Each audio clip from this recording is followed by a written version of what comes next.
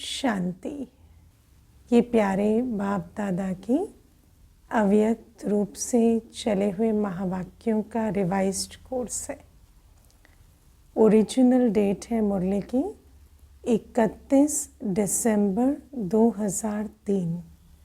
तो ये नववर्ष की मुरली है और बाबा की मुरली का सार है, इस वर्ष निमित्त और निर्माण बन, जमा के खाते को बढ़ाओ और अखंड महादानी बनो। जमा का खाता कैसे बनता?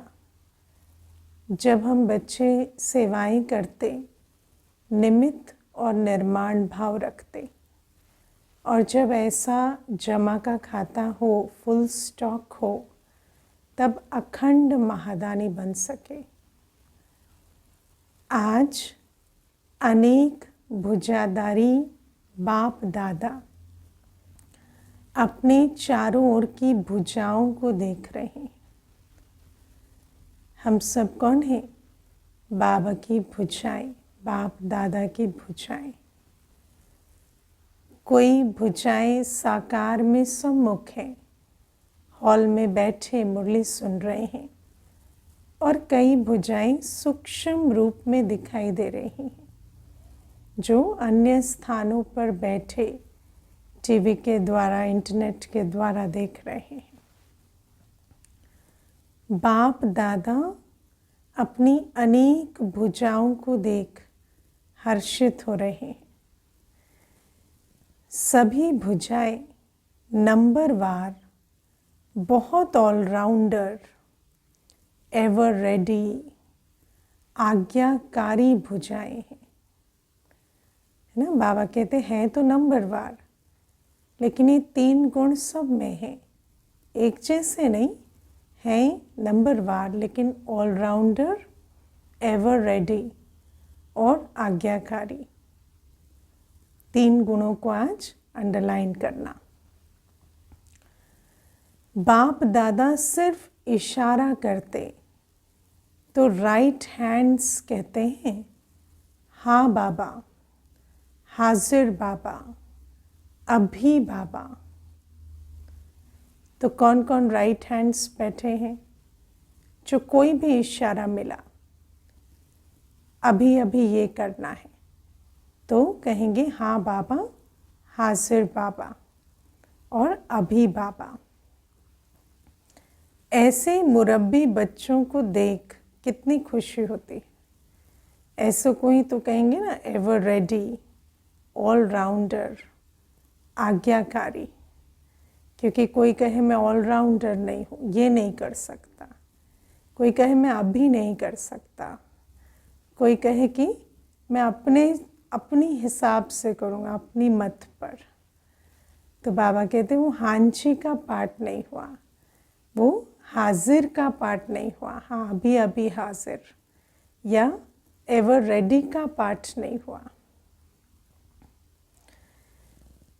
तो बाबा ऐसे बच्चों को राइट हैंड्स कहते हैं। भुजाएं तो सब हैं, लेकिन राइट हैंड और लेफ्ट हैंड। तो राइट हैंड कौन है वो चेक करें। बाप दादा को रूहानी फख्र है कि सिवाय बाप दादा के और किसी भी धर्मात्मा, महान आत्मा को ऐसी और इतनी सहयोगी भुजाएं नहीं मिलती। सारे विश्व से चुनी हुई विशेष भुजाएं हो, है ना। बाप दादा तो विशेष से विशेष हैं ही, लेकिन जो ऐसे राइट हैंड्स बच्चे हैं, एवर रेडी, आज्ञाकारी बच्चे, है ना, ऑलराउंडर बच्चे, बाबा कहते ये विशेष भुजाएं हैं। परमात्मा सहयोगी भुजाएं हो। हम किसकी भुजाएं हैं? स्वयं भगवान की भुजाएं। ऐसे नहीं कोई महात्मा, धर्मात्मा, कोई साधु संत के स्नेही सहयोगी नहीं है। देखो आज इस हॉल में भी कितने पहुंच गए हैं। आज हॉल में 18,000 से भी अधिक भाई बहनें बैठे, सभी अपने को परमात्मा भुजा है ये अनुभव करते हो, है ना। हम राइट हैंड है या परमात्मा भुजाएं हैं ये अनुभव है। कोई भी इशारा मिले, हाँ बाबा, जी बाबा, अभी बाबा, ये चलता है, हाजिर बाबा। फखुर है ना, बाप दादा को खुशी है कि चारों ओर से नया वर्ष मनाने के लिए सभी पहुंच गए हैं। लेकिन नया वर्ष क्या याद दिलाता है ना। तो हमें तो नया वर्ष नया युग याद दिलाता है, नया युग और नया जन्म, है ना। दुनिया में जिनका नया जन्म नहीं, नया युग नहीं, वो तो सिर्फ नव वर्ष की महिमा करते। पर हमें तो नया वर्ष होता तो पता, ये तो साधारण बात है। पर हमें खुशी किस बात की है? इस नव जीवन की, नव युग की, आने वाले नव युग की। जितना ही अति पुराना लास्ट जन्म है, उतना ही नया पहला जन्म कितना सुंदर है ना। बाबा कहते हैं कितना कॉन्ट्रास्ट है नए और पुराने में। ये श्याम और वो सुंदर, इतना स्पष्ट, जैसे आज के दिन पुराना वर्ष भी स्पष्ट है और नया वर्ष भी सामने स्पष्ट है ना। तो अभी हम संगम पर हैं, तो हमें नया युग भी इतना स्पष्ट हो। ऐसे अपना नया युग, नया जन्म स्पष्ट सामने आता है ना। हम कलयुग से निकल संगम युगी बन गए, इतना स्पष्ट अंतर पता चलता है कि ये मेरा पुराना जन्म नहीं, ये मेरा नया जन्म, दिव्य अलौकिक जन्म। और फिर आने वाला युग भी इतना स्पष्ट दिखाई देता। आज लास्ट जन्म में है, कल फर्स्ट जन्म में होंगे, क्लियर है, सामने आता है। जो आदि बच्चे हैं उन्होंने ब्रह्मा बाप का अनुभव किया। ब्रह्मा बाप को जैसे अपना नया जन्म, नए जन्म का राजाई शरीर रूपी वस्त्र सदा सामने खूंटी पर लटका हुआ दिखाई देता था ना। बाबा को सिर्फ संगम युगी जन्म नहीं, जो सतयुगी जन्म है, नया जन्म, वो सतयुगी देवताई चोला भी स्पष्ट दिखाई देता था। जो भी बच्चे मिलने जाते वो अनुभव करते, ब्रह्मा बाप का अनुभव रहा, आज बूढ़ा हूँ कल मिचनू सा बन जाऊंगा। ब्रह्मा बाबा को आज और कल का अंतर लगता था कि आज बूढ़ा हूँ कल श्री कृष्ण बनूंगा। याद है ना, पुराणों को याद है यह अनुभव। तो कईयों ने वर्णन किया कि ब्रह्मा बाबा इस नशे खुशी में रहते थे। है भी आज और कल का खेल, इतना स्पष्ट भविष्य अनुभव हो, है ना। बाबा कहते नव वर्ष के दिन ना, हमारा नया जन्म, नया युग इतना स्पष्ट अनुभव हो।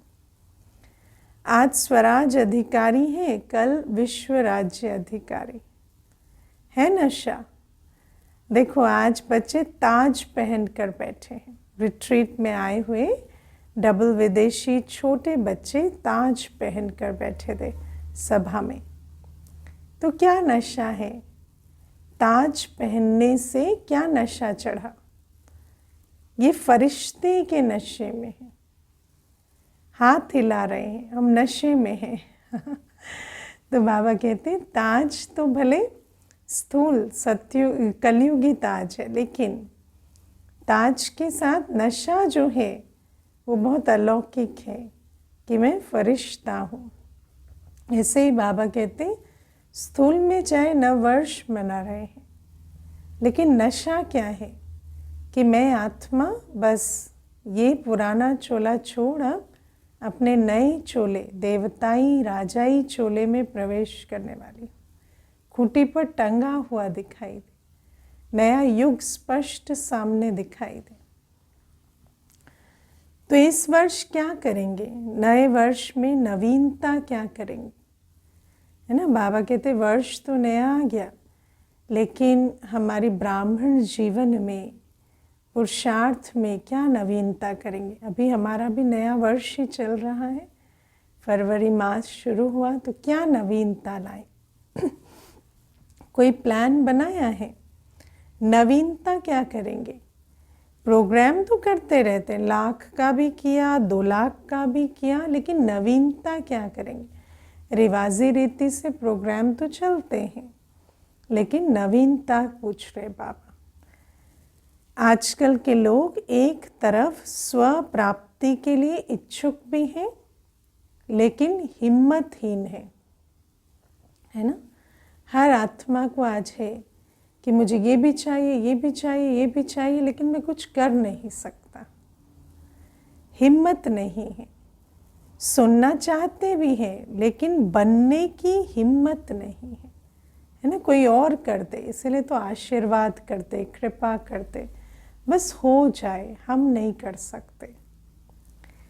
ऐसी आत्माओं को परिवर्तन करने के लिए पहले तो आत्माओं को हिम्मत के पंख लगाओ, है ना। अपनी हिम्मत का सहयोग उन्हें दो।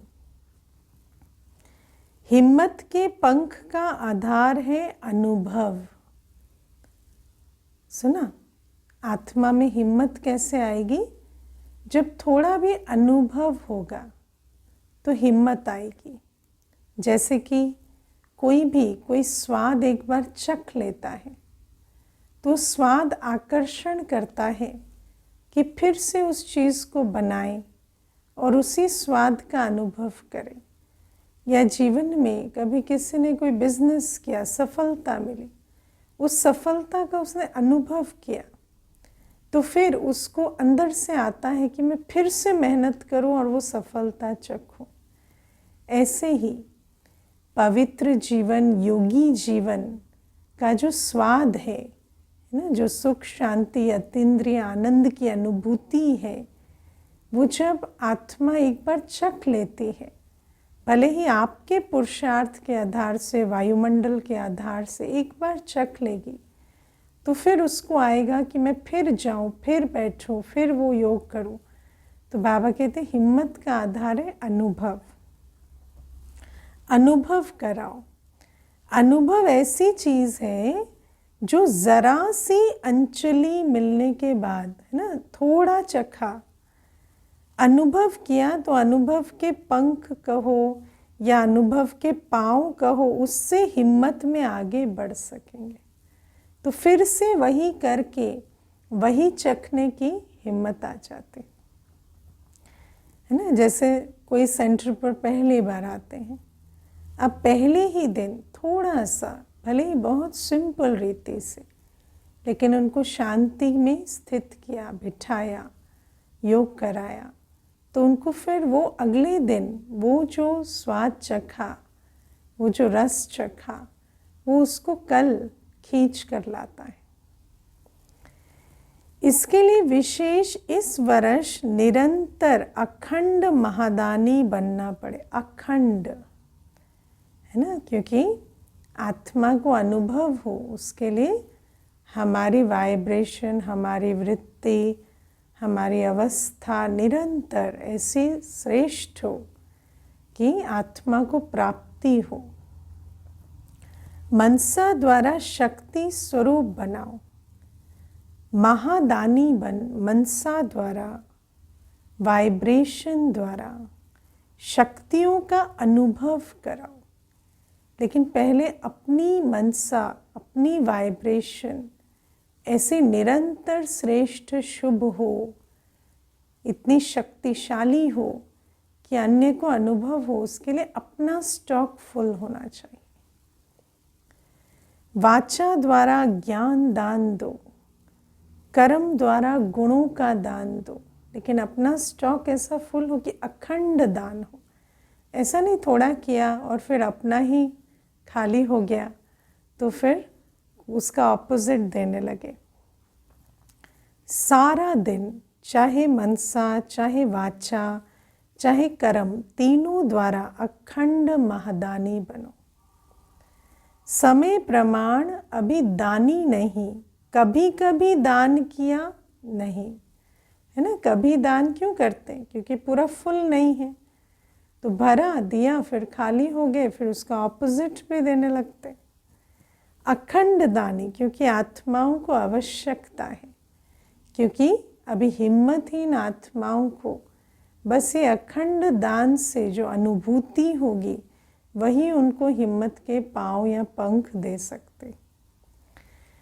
तो महादानी बनने के लिए पहले अपने जमा का खाता चेक करो। 4 ही सब्जेक्ट में जमा का खाता कितनी % में है? अब जमा का खाता कहाँ चाहिए? ज्ञान, योग, धारणा, सेवा। मेरा खाता कितना फुल है? अगर स्वयं में जमा का खाता नहीं होगा तो महादानी कैसे बनेंगे? और जमा के खाते को चेक करने की निशानी क्या है? हाँ, बाबा पूछते कैसे चेकिंग करोगे? अब ज्ञान, योग, धारणा, सेवा, हर कोई कहता है मैं ज्ञानी हूँ, बहुत योग करता हूँ, पवित्र भी रहता, सेवा भी करता, लेकिन चेक कैसे करेंगे? अगर स्वयं बाबा कहते तो बाबा कहते अगर स्वयं में जमा का खाता नहीं होगा तो महादानी कैसे बनेंगे? जमा के खाते को चेक करने की निशानी क्या है? मनसा वाचा कर्म द्वारा सेवा तो की, लेकिन जमा की निशानी है सेवा करते हुए पहले स्वयं की संतुष्टता। अब सेवा का जमा का खाता, जैसे 4 सब्जेक्ट में जमा का खाता बन रहा है, ऐसा नहीं कि 4 सब्जेक्ट में से जमा का खाता नहीं बन रहा। अब ज्ञान का स्टॉक फुल है, योग का स्टॉक फुल है, धारणा का स्टॉक फुल है, उसका भी आप चिंतन करना कि क्या निशानियाँ होंगी। लेकिन जो चौथी सब्जेक्ट है सेवा, उससे जमा का खाता बन रहा है, उसकी क्या निशानी है? तो बाबा कहते सेवा करते हुए पहले स्वयं की संतुष्टता, है ना। और वो जब ये संतुष्टता होती ना तो पता चलता है कि ये ज्ञान, योग, धारणा, मूर्त भी है। और दूसरा, साथ साथ जिनों की सेवा करते उन आत्माओं में खुशी की संतुष्टता आई। तो जिनकी 4 सब्जेक्ट का स्टॉक फुल हो वो एक तो सेवाधारी होंगे, है ना। जो पवित्र है, योगी है, वो निश्चित सेवाधारी होगा। और जब सेवा करे तो स्व की भी संतुष्टता रहे और जिनकी सेवा की वो भी संतुष्ट बने। अगर दोनों तरफ संतुष्टता नहीं तो समझो सेवा के खाते में आपकी सेवा का फल जमा नहीं हुआ और जमा का खाता नहीं बढ़ा। बाप दादा कभी कभी बच्चों के जमा का खाता देखते हैं तो कहाँ कहाँ मेहनत ज़्यादा है लेकिन जमा का फल कम है ना। बहुत मेहनत कर रहे हैं लेकिन स्व भी असंतुष्ट रह रहे और अन्यों की भी ऐसी कोई संतुष्टता की स्थिति नहीं दिखाई दे रही जिनकी सेवा हो रही। कारण क्या? दोनों तरफ की संतुष्टता की कमी। अगर संतुष्टता का अनुभव नहीं किया, चाहे स्वयं चाहे दूसरे, तो जमा का खाता कम होता है। बाप दादा ने अब ये जो जमा का खाता बढ़े उसके लिए समझते रहे बाबा। बाप दादा ने जमा का खाता बहुत सहज बढ़ाने की गोल्डन चाबी बच्चों को दी है। जानते वो चाबी क्या है? मिली तो है ना। सहज जमा का खाता भरपूर करने की गोल्डन चाबी है कोई भी मनसा वाचा कर्म किसी में भी सेवा करने के समय एक तो अपने अंदर निमित्त भाव की स्मृति। अब ये जो रिजल्ट है संतुष्टता की वो कैसे आती? कोई भी सेवा कर रहे हैं, मनसा वाचा कर्म, तो अटेंशन क्या देना है? क्या मेरी अवस्था निमित्त भाव की है? मैं करावनहार की याद में, मैं इंस्ट्रूमेंट हूँ, निमित्त हूँ, इस भाव से सेवा कर रहा हूँ या मैंपन से कर रहा हूँ? क्योंकि सारी प्रॉब्लम कहाँ आती? मैंपन में। मैंपन आया तो वाइब्रेशन बदल जाते। फिर सेवा तो कर रहे हैं पर संतुष्टता का फल जो निकलना चाहिए वो नहीं निकलता। निमित्त भाव, निर्माण भाव, शुभ भाव, आत्मिक स्नेह का भाव, निमित्त भाव, निर्माण भाव, शुभ भाव और आत्मिक स्नेह का भाव, अगर इस भाव की स्थिति में स्थित होकर सेवा करते हो तो सहज आपके इस भाव से आत्माओं की भावना पूर्ण हो जाती, क्योंकि अंदर जो हमारे भाव है वही अन्य की भावना को भी जैसे रंग देता है। आज के लोग हर एक का भाव क्या है वो नोट करते हैं, इसको डबल अंडरलाइन करना। आत्माओं को हमारा भाव, हमारा इंटेंशन पूरा कम्युनिकेट होता है। क्या निमित्त भाव से कर रहे हैं व अभिमान के भाव से?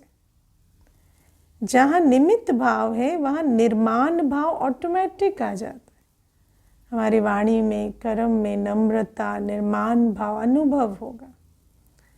तो चेक करो क्या जमा हुआ, कितना जमा हुआ, क्योंकि इस समय संगम युग ही जमा करने का युग है। जमा का खाता अभी नहीं बनाया तो अभी नहीं तो कभी नहीं। फिर तो सारा कल्प जमा की प्रारब्ध है। फिर जमा का खाता बनाने का समय नहीं है, फिर तो बस प्रारब्ध है। एक बार रिजल्ट निकल गई फिर पुरुषार्थ का समय खत्म। तो इस वर्ष क्या विशेष अटेंशन देना है? अपने अपने जमा का खाता चेक करो। चेकर भी बनो और मेकर भी बनो, है ना। सिर्फ ऐसे नहीं चेक किया दिल शिकस्त हो गए, नहीं, चेक करके चेंज करो, मेकर बनो। चेक कर लिया, ज्ञान सागर के बच्चे हैं, पता चल गया कहाँ कमी है, कहाँ कमजोरी है, तो उसको चेंज करके जमा का खाता बढ़ाओ। क्योंकि समय की समीपता के नज़ारे देख रहे हो। हाँ, दिखाई दे रहा है ना कि समय तो अभी नज़दीक पहुँच गया। और सभी ने बाप दादा से वायदा किया है कि हम समान बनेंगे। वायदा किया है ना? जिन्होंने वायदा किया है वो हाथ उठाओ। किया है कि बाबा हम आप समान बनेंगे। किया है पक्का कि परसेंटेज में, हाँ, बाबा जैसा 20%, 30%, हाँ, पक्का किया है ना। तो ब्रह्मा बाप समान जमा खाता जमा चाहिए ना। ब्रह्मा बाप के समान बनना है तो ब्रह्मा बाप का विशेष चरित्र क्या देखा? आदि से लेकर अंत तक हर बात में मैं कहा या बाबा कहा, ना, विशेष चरित्र क्या रहा? हर कार्य में आदि से, ऐसा नहीं कि बीच में, आदि से मैं कहा या बाबा कहा। मैं कर रहा हूं नहीं, बाबा करा रहा है। किससे मिलने आए हो? तो बाबा से मिलने आए हो। आज तक भी ये बात प्रसिद्ध है कि ब्रह्मा बाप के इतने मंदिर नहीं। क्यों? क्योंकि ब्रह्मा बापा ने कभी मैं को सामने रखा ही नहीं, सदा बाबा। इसीलिए शिव बाबा के मंदिर हैं। मैंपन का अभाव, अविद्या, ये देखा ना, निमित्त भाव रहा। देखा हर मुरली में बाबा बाबा कितना बार याद दिलाते हैं। तो समान बनना, इसका अर्थ ही है पहले मैंपन का अभाव हो। पहले सुनाया है कि ब्राह्मणों का मैंपन भी बहुत रॉयल है ना। ब्राह्मण कोई साधारण रीति से मैंपन में नहीं आते, बहुत रॉयल रीति से। याद है ना, सुनाया था ना, सब चाहते हैं कि बाप दादा की प्रत्यक्षता हो। बाप दादा की प्रत्यक्षता करें तो वो कब होगा? जब निमित्त भाव होगा ना, निर्माण भाव होगा, आत्मिक भाव, स्नेह का भाव होगा, तो फिर मैं छुप जाएगा, हमारी सूरत सीरत से बाबा दिखाई देगा। तो बाबा कहते हैं प्लान बहुत बनाते हो, अच्छे प्लान बनाते हो, बाप दादा खुश भी है, लेकिन ये रॉयल रूप का मैंपन प्लान में सफलता में कुछ परसेंटेज कम कर देता है। नेचुरल संकल्प बोल में, कर्म में, हर संकल्प में बाबा बाबा स्मृति में हो, मैंपन नहीं, है ना। लेकिन बहुत रॉयल रूप से भी मैंपन, मेरा सेंटर, मेरी जिम्मेवारी, मेरा कार्य, है ना।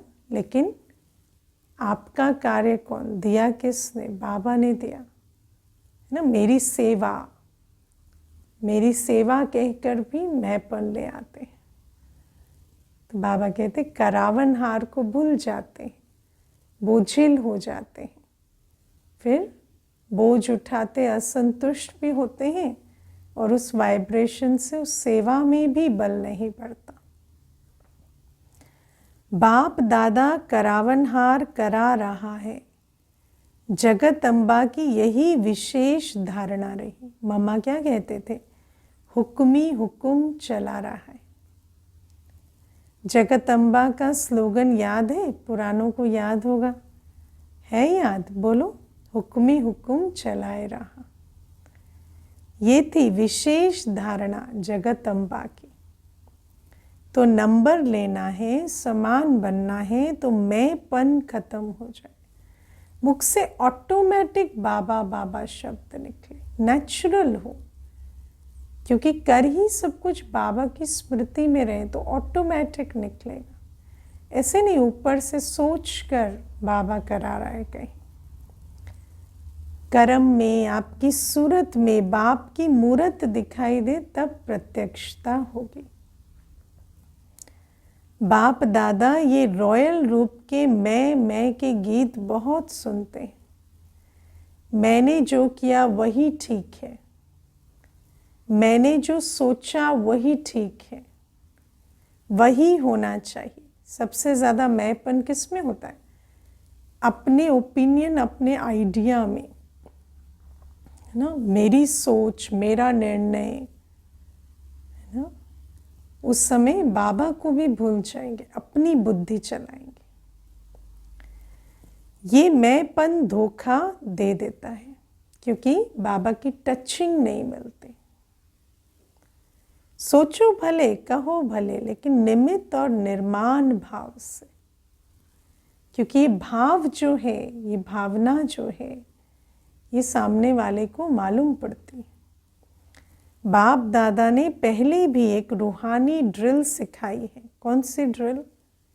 अभी अभी मालिक, अभी अभी बालक, है ना। तो मालिक बनकर सोचा, राय भी दी, लेकिन फिर बालक बनकर निर्णय को स्वीकार भी करें, वरना ये रॉयल रूप का मैंपन, मेरा आइडिया रिजेक्ट कर दिया, मेरा प्लान रिजेक्ट कर दिया, मेरी राय को रिजेक्ट कर दिया, और उससे क्या होता? संगठन में भी जैसे बल नहीं बढ़ता, और अपने अंदर ये मैंपन है तो असंतुष्ट रहते, असंतुष्ट करते।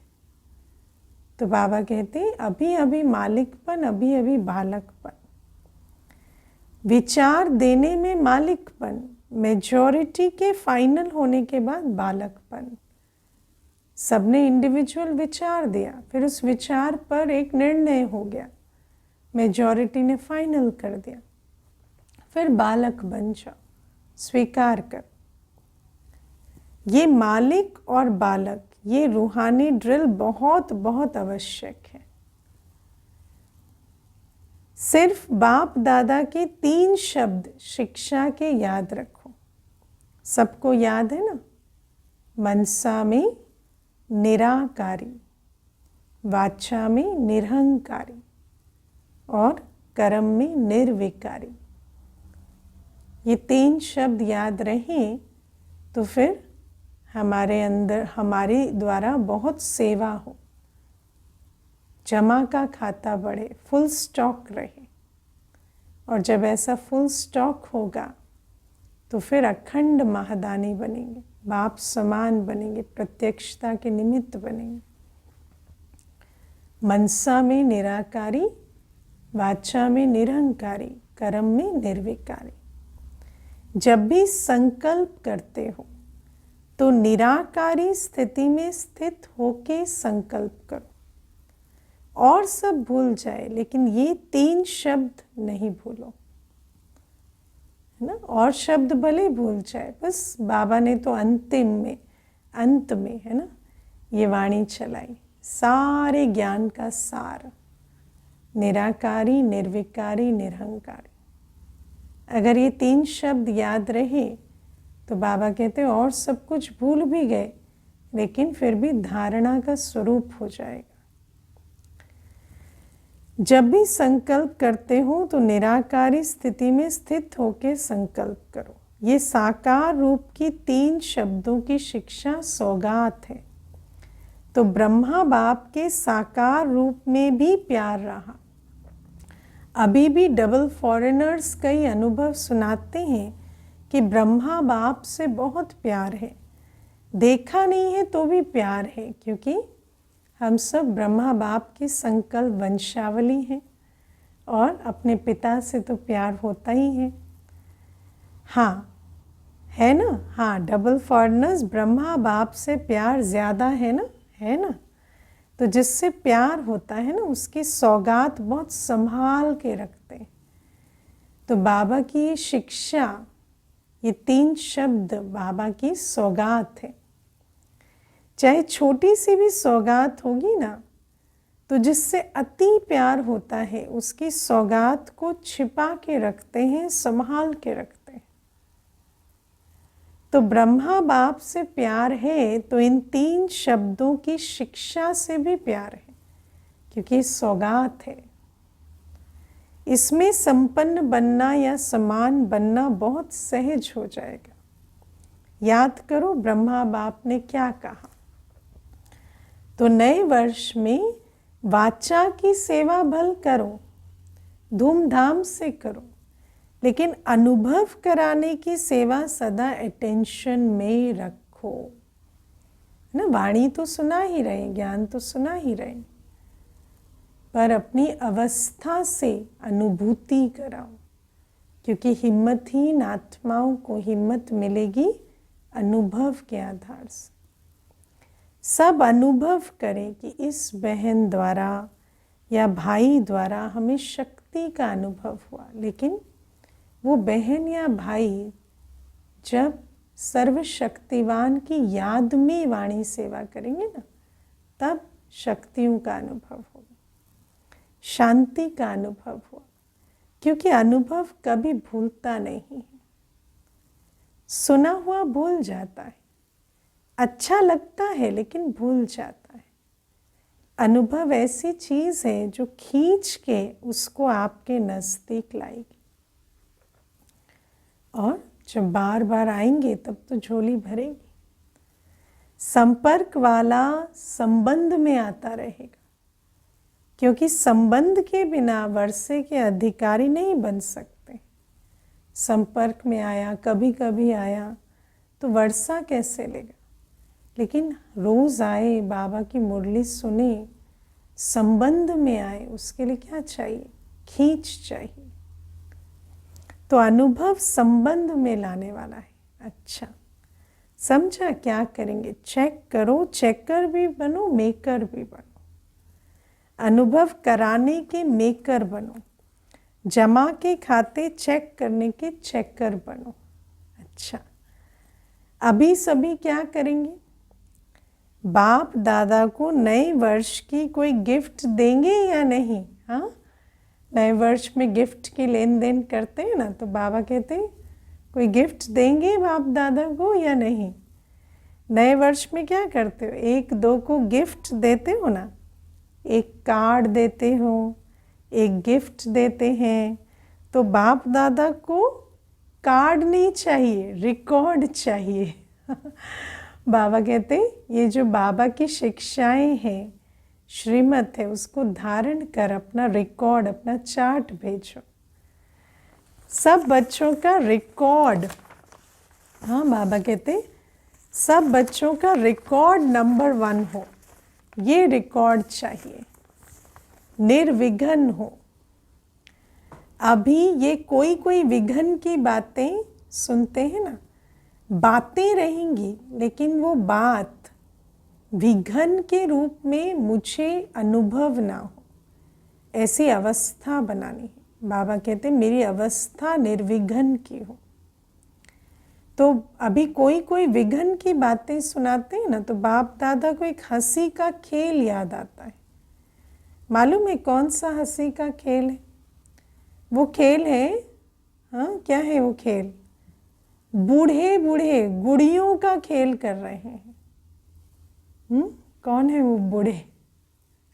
हाँ, तो बाबा कहते मेरे बच्चे पूर्वज आत्माएं वानप्रस्थी छोटी छोटी बातों का खेल कर रहे हैं। ये हो गया, इसने ये कर दिया, ये बात हो गई, ऐसा हो गया, ये गुड़ियों का खेल हो गया। है बूढ़े लेकिन खेल करते हैं गुड़ियों का, तो हंसी का खेल है ना। तो अभी जो छोटी छोटी बातें सुनते हैं, है ना, बाबा ने तो हमें शक्ति दी है, सुनते हुए भी नहीं सुनो, देखते हुए भी नहीं देखो, लेकिन फिर भी जो छोटी छोटी बातें सुनते हैं, देखते हैं ना, तो ऐसे ही लगता है वानप्रस्थ अवस्था वाले और बातें कितनी छोटी हैं, है ना। बात वानप्रस्थ अवस्था वाले बच्चे और बातें कितनी छोटी हैं, जिन बातों में फंसे पड़े, है ना। बाबा को हंसी आती है।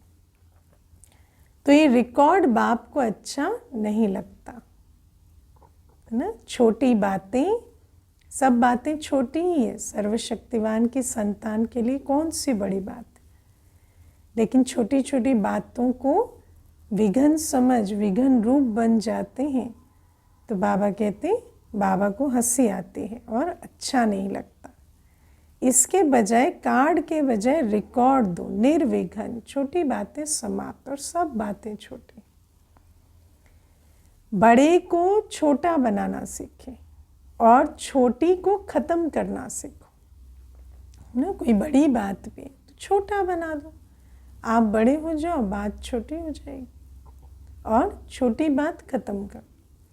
बाप दादा एक एक बच्चे का चेहरा, बाप दादा का मुखड़ा देखने का दर्पण बनाना चाहते हैं।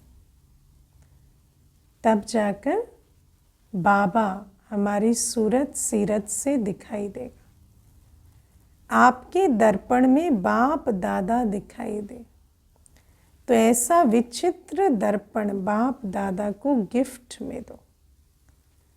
दुनिया में तो ऐसा कोई दर्पण है ही नहीं जिसमें परमात्मा दिखाई दे, है ना, क्योंकि ऐसा कोई दर्पण बना ही नहीं। लेकिन हमारा चेहरा वो दर्पण बन जाए। तो आप इस नए वर्ष की ऐसी गिफ्ट दो जो विचित्र दर्पण बन जाए।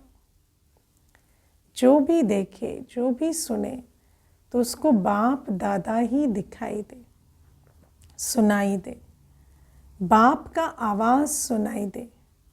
तो सौगात देंगे ऐसे, हाँ, न्यू ईयर की गिफ्ट मांग रहे हैं बाबा, देंगे ना। जो देने का दृढ़ संकल्प करते हैं वो हाथ उठाओ, दृढ़ संकल्प का हाथ उठाओ। डबल फॉरनर्स भी उठा रहे हैं, सिंधी ग्रुप भी उठा रहा है, सोच के उठा रहे हैं, है ना, सोच के, सिंधी ग्रुप सोच के उठा रहे हैं। बाबा कहते हैं अच्छा है, बाप दादा को सिंधी ग्रुप में उम्मीद है। बताएं कौन सी उम्मीद है? यही उम्मीद है कि सिंधी ग्रुप में से एक ऐसा माइक निकले जो चैलेंज करे कि क्या था और क्या बन गए, है ना। क्योंकि सिंध में जब सेवा शुरू हुई तो कितना विरोध था, और फिर वो चैलेंज करे कि क्या बन गए हैं अब, जो सिंधियों को जगावे। बेचारे हैं, बेचारे बेचारे हैं, बाबा कहते बेचारे बेचारे हैं, पहचानते ही नहीं है, देश के अवतार को ही नहीं जानते। सिंध में बाबा की पधरामणी सबसे पहले हुई और अपने देश में आए अवतार को नहीं पहचानते। तो सिंधी ग्रुप में ऐसा माइक निकले जो चैलेंज से कहे, हम सुनते हैं यथार्थ क्या है, ठीक है, हाँ हम सुनाते हैं यथार्थ क्या है। तो ऐसा कोई निकले जो चैलेंज करे कि नहीं, आप जो कह रहे वह यथार्थ है, हम आपको सिद्ध करते हैं क्या यथार्थ है। ठीक है, उम्मीद पूरी करेंगे। बाबा कहते अच्छा, चारों ओर के सदा अखंड महादानी बच्चों को, चारों ओर के बाप के राइट हैंड आज्ञाकारी भुजाओं को, चारों ओर के सदा सर्व आत्माओं को, हिम्मत के पंख लगाने वाली हिम्मतवान आत्माओं को, चारों ओर के सदा बाप समान हर कर्म में फॉलो करने वाले ब्रह्मा बाप और जगत अम्बा की शिक्षाओं को प्रैक्टिकल जीवन में सदा लाने वाले सर्व बच्चों को बहुत बहुत याद प्यार, दुआएं और नमस्ते। ऐसा बनाने वाले मीठे प्यारे बाप दादा को भी हम बच्चों का याद प्यार, गुड मॉर्निंग और नमस्ते। डबल विदेशियों के प्रति और भारत के बच्चों के प्रति डबल गुड नाइट और गुड मॉर्निंग दोनों ही दे रहे हैं, क्योंकि 12 बज गए रात्रि के। जैसे अभी खुश हो रहे हो ना, तो जब कोई बात ऐसी आवे तो आज के दिन को याद करके खुशी में झूमना, खुशी के झूले में सदा झूलते रहना, कभी दुख की लहर नहीं आए। दुख देने वाले तो दुनिया में अनेक आत्माएं, आप सुख देने सुख लेने वाले सुख दाता के बच्चे सुख स्वरूप हो। सुख देना भी है, सुख लेना भी। कोई कुछ भी दे, आप सुख लो।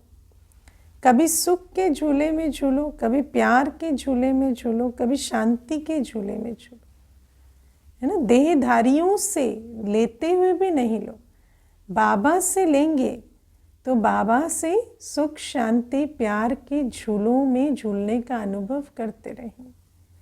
झूलते ही रहो, नीचे मिट्टी में पाँव नहीं रखना, झूलते ही रहना, खुश रहना और सभी को खुश रखना और लोगों को खुशी बांटना। अच्छा, ओम शांति। वरदान है, फरिश्तेपन की स्थिति द्वारा बाप के स्नेह का रिटर्न देने वाले समाधान स्वरूप भव। बाबा कहते फरिश्तेपन की स्थिति में स्थित होना यही बाप के स्नेह का रिटर्न है, क्योंकि स्नेह का रिटर्न है बाप समान फरिश्ता बनना। ऐसा रिटर्न देने वाले समाधान स्वरूप बन जाते। फरिश्ता स्थिति है ही समाधान स्वरूप। समाधान स्वरूप बनने से स्वयं की व अन्य आत्माओं की समस्याएं स्वतः समाप्त हो जाती। समस्याओं से लड़ने से समस्याएं समाप्त नहीं होती। जब हम अपने स्वरूप को डबल लाइट समाधान स्वरूप बना देते हैं, तो हमारी फिर जो हमारे संकल्प है, अवस्था है, उससे हम समस्या का समाधान निकाल लेते हैं। तो अब ऐसी सेवा करने का समय है, लेने के साथ देने का समय है ना। इतना लिया, बाप समान बन जाए, दाता बने। इसलिए अब बाप समान उपकारी बन, पुकार सुनकर अपने फरिश्ते रूप द्वारा उन आत्माओं के पास पहुंच जाओ जो समस्याओं से घिरी हुई हैं, और समस्याओं से थकी हुई आत्माओं की थकावट उतारो। स्लोगन है, व्यर्थ से बेपरवाह बनो, मर्यादाओं में नहीं, है ना।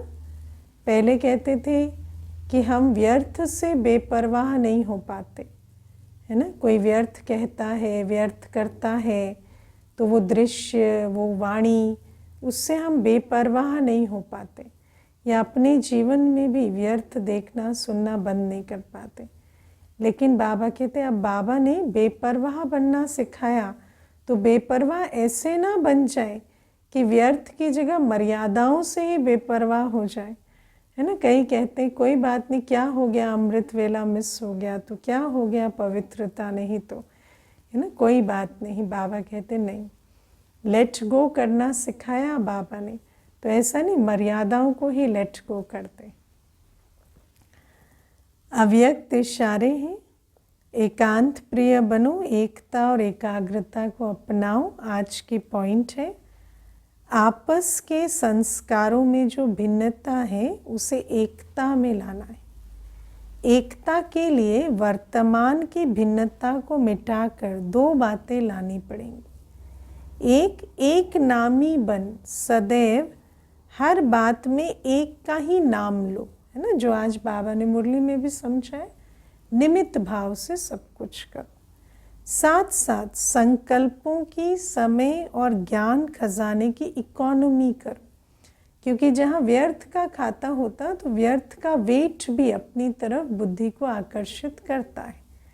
तो बाबा कहते हैं, सारे आकर्षण विकर्षण से परे एकता में स्थित होने के लिए एक तो एक बाप की याद में सब करो, और फिर व्यर्थ के बोझ से मुक्त बनो। फिर मैं समाकर एक बाप में सभी भिन्नता समा जाएगी।